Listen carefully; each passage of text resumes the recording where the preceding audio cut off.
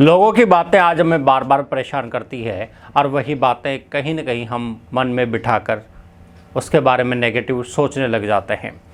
आज बहुत सारे लोग जो है वह लगातार हमें नेगेटिविटी देते चले जाते हैं और उस नेगेटिविटी को हम ग्रहण भी करते चले जाते हैं।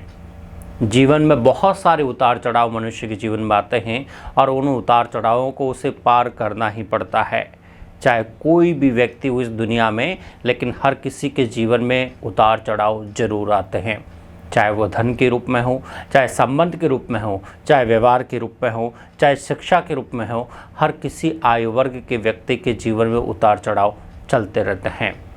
आज अगर विद्यार्थियों की बात करें तो विद्यार्थियों के जीवन में बहुत सारे उतार चढ़ाव आते हैं। हर क्लास के बाद में एक नया उनको मुकाम मिलता है, एक नया वापस से एक नया ट्रैक मिलता है। बहुत सारे दोस्त बनते हैं और बहुत सारे दोस्त पीछे छूट जाते हैं। हर क्लास के बाद में नए दोस्तों का हुजूम मिलता है और बहुत सारे दोस्त अपने होते हैं और बहुत सारे दोस्त हमें गिराने वाले भी होते हैं। और लगातार ज़िंदगी ऐसे धीरे धीरे आगे बढ़ती है। अगर स्कूली शिक्षा की बात करें तो स्कूली शिक्षा में बहुत सारे हमने दोस्त बनाए, लेकिन बहुत सारे दोस्तों ने हमें आगे भी बढ़ाया और बहुत सारे दोस्तों ने हमें पीछे भी धकेला। आगे बढ़ाने वाले दोस्त लगातार हमें आगे बढ़ाते चले गए, लेकिन पीछे बढ़ाने वाले दोस्तों ने कभी भी अपने को आगे बढ़ने से कभी भी वह आगे बढ़ने ही नहीं दिया गया। तो कौन से दोस्तों ने आगे नहीं बढ़ने दिया गया? सबसे बड़ी जो बात है वह है कि आज हमें जो है वो बुरी संगत का असर हमारे ऊपर बहुत ज़्यादा पड़ता है। कुछ भी किसी ने भी कुछ कहा, हमने उस चीज़ को एक्सेप्ट कर लिया, तो वहाँ पर ही हमें बहुत ज़्यादा प्रॉब्लम क्रिएट हो जाती है।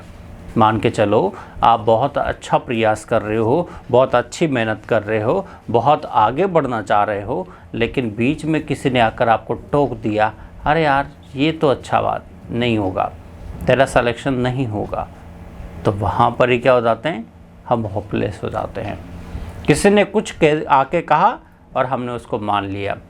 बहुत सारे लोग आपको पीछे धकेलने की कोशिश करते हैं, तो उस चीज़ को आप पहचानने की आपको आवश्यकता है। क्योंकि लोग आज बार बार में उसी चीज़ को कभी आपको आगे बढ़ते हुए नहीं देखना चाहेंगे।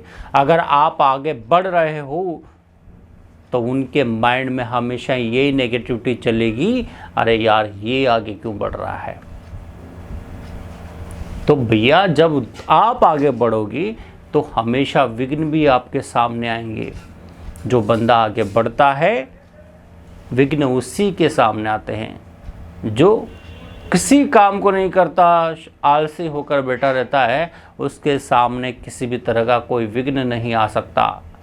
विघ्न उसी के सामने आएगा जो आगे बढ़ने की हिम्मत करता है। पहाड़ों पर वही चढ़ पाता है जिसने जमीन पर ठोकरें खाई हो। अगर उसने चलना ही ढंग से नहीं सीखा तो पहाड़ों पर कहाँ चढ़ सकता है।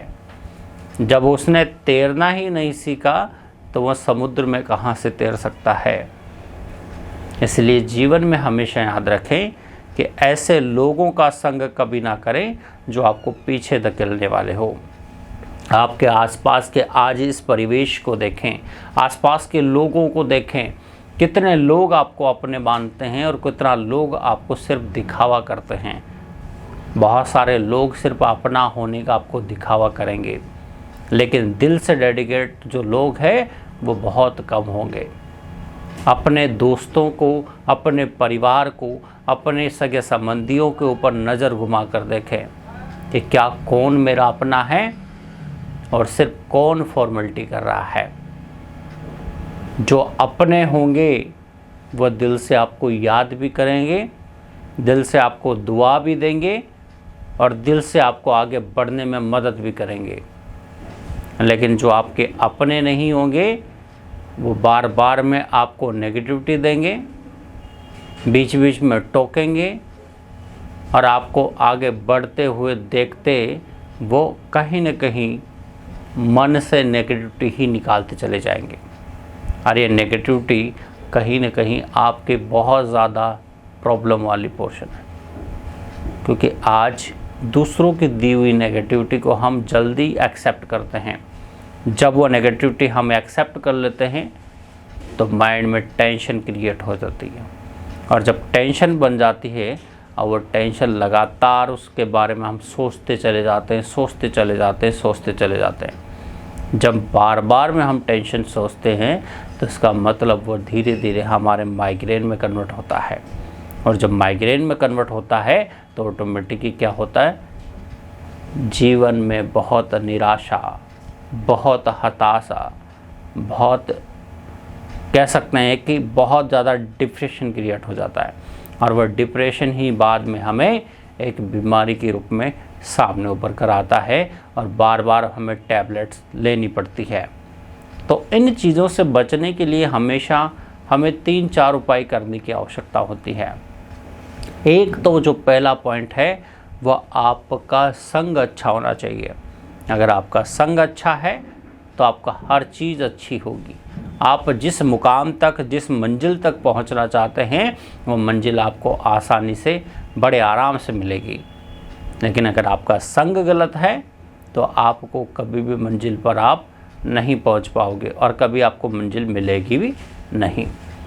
दूसरा, आपका जो परिवेश है वह कैसा है। कभी कभी ऐसा भी होता है कि दोस्त तो अच्छे हैं, संग मेरा अच्छा है, लेकिन परिवेश गलत है। परिवेश का मतलब जिस जगह पर, जिस एनवायरनमेंट में, जिन लोगों के बीच में रह रहा हूँ, क्या वहाँ का माहौल ठीक है, वहाँ का माहौल क्या पढ़ने योग्य है या किसी बिजनेस के योग्य है।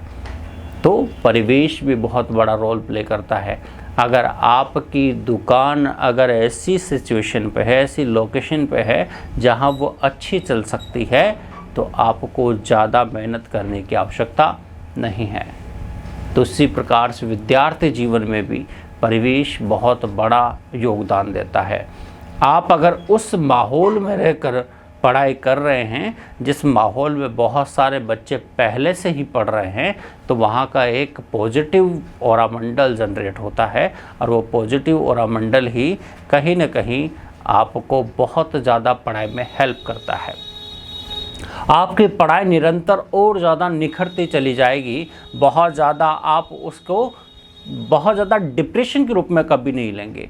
लगातार पढ़ाई को आप इंजॉय के साथ आगे बढ़ते चले जाएंगे। क्यों? क्योंकि आसपास के बच्चे भी पढ़ रहे हैं। अरे यार, ये तो 8-8 घंटे पढ़ता है, क्या मैं 4 घंटे नहीं पढ़ सकता? तो ऐसा माइंड में अपने आप ही मोटिवेशन डेवलप हो जाता है, और लगातार बच्चा अपने आप को मोटिवेट महसूस करता है। कोई नेगेटिविटी उसके आसपास नहीं आ पाती। क्यों? क्योंकि आसपास का परिवेश बहुत ज़्यादा अच्छा है। जहाँ यूनिटी में पढ़ाई होती है वहाँ का परिवेश बहुत अच्छा माना जाता है। इसलिए तो कहा जाता है कि लाइब्रेरी में जाकर पढ़ो। लाइब्रेरी में जाकर पढ़ने का फ़ायदा क्या होता है कि आसपास बहुत सारे बच्चे एक साथ बैठकर पढ़ रहे हैं, तो हमारा भी मन करता है कि यार मैं भी पढूं। तो लगातार जब लाइब्रेरी में जाकर आप पढ़ते हैं तो आपका जो परिवेश है आपको वो बहुत अच्छा मिलता है। बहुत ज़्यादा गुड वाइब्रेशन आपके पास आते हैं, किसी की कोई नेगेटिविटी नहीं आएगी।